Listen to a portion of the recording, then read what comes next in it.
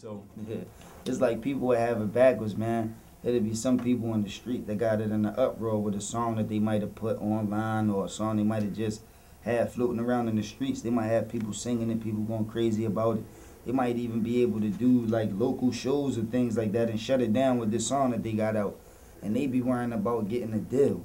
It's like, why is you worrying about getting a deal when your music already speaking for itself and you already got it in the uproar? You should just be figuring out how to just get that to a larger amount of people. that's right. And some people be needing that loan in order to do that. They don't know the formula, so they need help. They need somebody to come up with the formula and then give them the money to just put the formula into play. You know what I'm saying? But they be having it backwards. They don't really understand the game, like what you said. Like, it's not the point is not to get a deal. Like when you get a deal, that's not accomplishing nothing. Right. You know what I'm saying? That's just like the first. That's like the first step. Right. You know what I'm saying? Just like when you first get your scholarship to college or go to play basketball. Right. It ain't over then. It ain't like you're gonna definitely go to the NBA and make all this money to last you for the rest of your life. It ain't etched in stone. It's just starting. You know what I'm saying? It's just giving you an opportunity to show and prove, and to prove that you got the talent to go to the NBA and be a star. To prove that you got the talent to make hit records and become a star. That's what it's giving you, an opportunity. And you know what I'm saying? Sometimes you got to make sure that the opportunity is edge and stone. You might get some type of scholarship. You might go to some type of college. And it might not really give you the light that you really need to get seen and for people to see you so you can make it to the next level. Same thing with these deals. It might have you on the back burner and might not really give you what you need to take it to the next level and you never get heard about. That's right. You know what I'm saying? How did you actually connect with Mello? I mean, I know Mello has been, trying to get in the music thing for a long while. He's thrown a lot of money at it, you dig? And he's an enthusiast. You know what I'm saying? He's in that age group. So this is what it is. You know what I mean? Like this is although he's doing what he does and doing what he loves and doing what he was apparently designed to do. This is something that is in his heart. This music thing. Definitely. And I'm sure that brought him into certain circles, whatever. But how did y'all actually? It's a far cry between. I mean, I know a million motherfuckers, you dig? But it's a far cry between knowing somebody and sitting down and breaking bread with them. Oh yeah, without a question. So how did you actually present yourself and your circumstance, your idea to him in a way where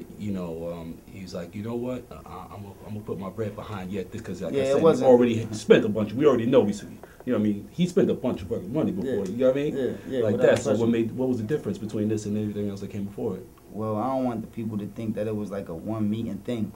Like I just came up with a plan and just ran it past Mello real quick, and he said, all right, I'm gonna just invest all this money. Like he ain't that type of dude.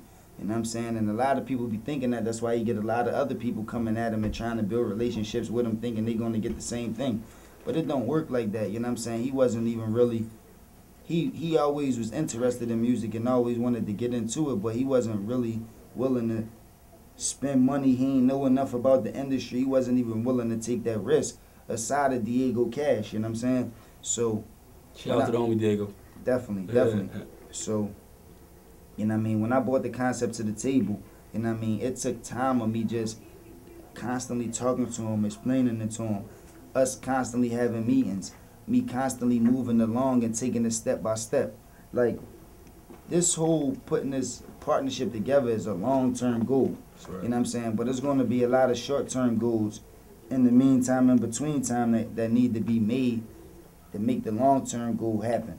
So, when he see you doing a lot of short-term goals and you accomplishing the things that you tell him that you're going to accomplish, like, oh yeah, in 3 months this will be done, and in a month this will be done, and in 2 weeks I will have this plan and this will be done like this, and then the time passes and he actually see it's getting done, then he could trust in what you say. He know that you're not just talking like a lot of people do. He know that you actually know what you're talking about and you actually willing to put in the work to make it happen. So it just took time of him just seeing me planning out and seeing my plan come about for him to realize that it makes sense. And it took time for him to study, you know what I'm saying, get with his business managers and his lawyers and his peoples and investigate and, you know what I'm saying, do his research to make sure it makes sense too. You know what I mean? So that's how it really came about, you know what I'm saying?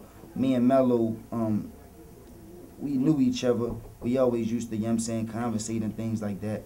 But once I started bringing this plan to the table and realized that he was a person that could make it happen, I started trying to make that happen more often. Started trying to see him more, talk to him more. Everywhere he at, everywhere he nearby, I'm going to meet him. I'm going to go chill with him. I'm going to go have another meeting with him, run more information past him to hopefully be able to put it together, you know what I'm saying? And eventually we made it happen the right way. What y'all just got was a blueprint of how things really happen, the reality and not the fantasy. Not the 3.5 minute you know, video where a motherfucker comes out and he's on the street and he's wearing a t-shirt and, you know, dirty sneakers, and then he stand on the corner, he freestyle and meet somebody and they think he's hot, they take him to go to the video and he does a video on YouTube, and then all of a sudden he gets a deal and they say, you know, he's big, he's blowing up around the business.